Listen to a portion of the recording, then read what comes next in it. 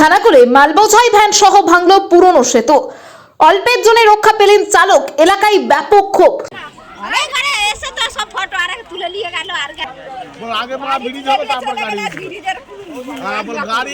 সংস্কারের অভাবে ধুঁকতে থাকা পুরনো কংক্রিটের সেতু ভেঙে বিপত্তি। খানাকুল 2 নম্বর গ্রাম পঞ্চায়েতের রামনগর দক্ষিণপাড়া এলাকায় পোড়ামি রাস্তার কাজ চলার সময় একটি মালবোঝাই বোলেরো পিকআপ ভ্যান সেতুর ওপর দিয়ে যাওয়ার সময় সেটি হুড়মুড়িয়ে খালে পড়ে যায়।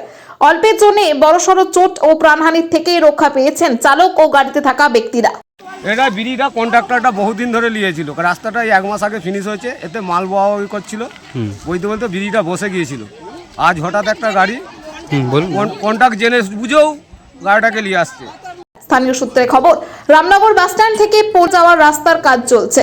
সেই কাজেরই মালপত্র নিয়ে যাওয়ার সময় জরাজীর্ণ সেতুটি ভার সইতে না পেরে ভেঙে পড়ে। আচ্ছা, রাস্তারই মাল যাচ্ছিল, রাস্তারই মাল যাচ্ছিল। এই মালটা যখনই কন্ট্রাক্টর নিয়েছিল আগে বসে গিয়েছিল, যা বসে যাওয়ার পরেতে এই গাড়িটাকে তখন ওইটা দিয়ে ঘুরিয়ে ঘুরিয়ে মাল বলছে। ওই সাইড দিয়ে একটা রাস্তা আছে, সেটা দিয়ে মাল কন্ট্রাক্টর জেনে শুনো এই রাস্তা দিয়ে গাড়িটা নিয়ে আজ ব্রিজটা ভেঙে পড়ে গেছে। এই খবর পেয়ে ঘটনাস্থলে খানাকুল থানার পুলিশ। পরক্ষণেই খানাকুল 2 নম্বর গ্রাম পঞ্চায়েতের প্রধান সরস্বতী দাস পৌঁছলে স্থানীয় মানুষের তীব্র ক্ষোভের মুখে পড়েন তারা। গ্রামবাসীদের অভিযোগ, দীর্ঘদিনের দাবি সত্ত্বেও সেতুটি সংস্কার করা হয়নি। কি লোড ছিল এতে? ওতে গাড়ি রাস্তারই মাল ছিল, যে বড় বড় পিলার পোতার জন্য সাইডে সেই রাস্তাটা ছিল। তাহলে এখন তো যোগাযোগ ব্যবস্থা পুরো যোগাযোগ এখানে যোগাযোগ ছিল মায়াল ঘোষপুর পোল, আচ্ছা বন্দিপুর, এদিক থেকে ঘাটাল যাতায়াত করা যেত, বহু লোকের যাতায়াত। বর্তমানে যাতায়াত সম্পূর্ণ বন্ধ হয়ে যাওয়ায় এবং কাছেই প্রাথমিক বিদ্যালয় থাকায় স্কুল পড়ুয়াদের যাতায়াতে চরম সমস্যা তৈরি হয়েছে। বন্ধ এখন বন্ধ আছে, এখন ঘুরে যেতে কোনো রাস্তা নেই। এটা যদি প্রশাসন তাড়াতাড়ি ব্যবস্থা করে দেয়, সেটা আমরা সামনে প্রাইমারি স্কুল আছে, কি স্কুলের নাম? বিদ্যালয়, রামনগর হরিজন বিদ্যালয়। এলাকার মেম্বার প্রধান কে এসেছিল? প্রধান সাহেব এসেছিল, একটা ট্রিটমেন্ট নিয়ে চলে গেছেন। প্রধান সাহেবের কোনো মুরদ নেই, ও শুধু আসবে, একবার করে ছবি তুলবে, চলে যাবো। পরিস্থিতি সামাল দিতে এলাকায় নজরদারি রাখছে স্থানীয় প্রশাসন। ঘটনার জেরে এলাকার মানুষ নিকটবর্তী একটি বাঁশের সেতু দ্রুত সংস্কারের দাবিও তুলেছেন। কে আসছিল? যেমন শ্রাবণ মাসে তো জল ছিল, এমএলএ দেখে গেছে, প্রধান দেখে গেছে, মেম্বার দেখে যাচ্ছে, সবাই দেখে যাচ্ছে। কেউ ফাঁকা ফাঁকা লাগে, ভোটের মাছ ছুটে ঘরকে আসছে এখন ভোটের জন্য। এখন বলে না আমার ভোটের দরকার আছে, একটা ছেলে পুলে পড়ে বেরোতে পারে না। এটা কি হবে নাকি স্কুলে? একটা স্কুল যারা কি একটা চাষবাস করবে, কে করে না? কে আসছে? এই ফাঁকটা কি আপনারা নিজেরাই করেছেন নাকি? হ্যাঁ, নিজেরাই হয়েছে, ভর্তি হয়েছে। আপনারা নিজেরাই করেছেন?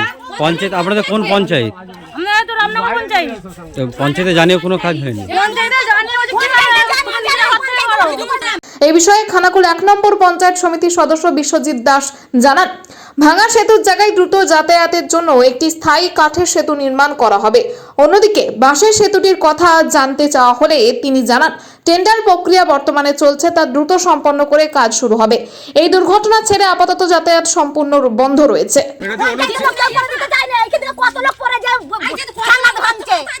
কত লোক ঠ্যাঙ্গা ভাঙছে,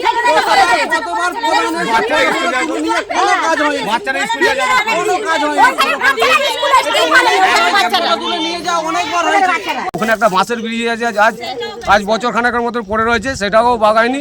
উনি একবার এলেন, এসে ফটো তুলে নিয়ে চলে গেলেন, ছবি তুলে স্টেটমেন্ট দেবেন যে আমি কাজ করছি। একটা কল পড়ে রয়েছে, কলটাকেও বাগায়নি। কি আপনাদের প্রধানের নাম কি? প্রধানটার নামটা কি না, যে পঞ্চায়েত সদস্য ছিলেন, আর প্রধানের নামটা কি ভুলে যাচ্ছি, সরস্বতী দাস।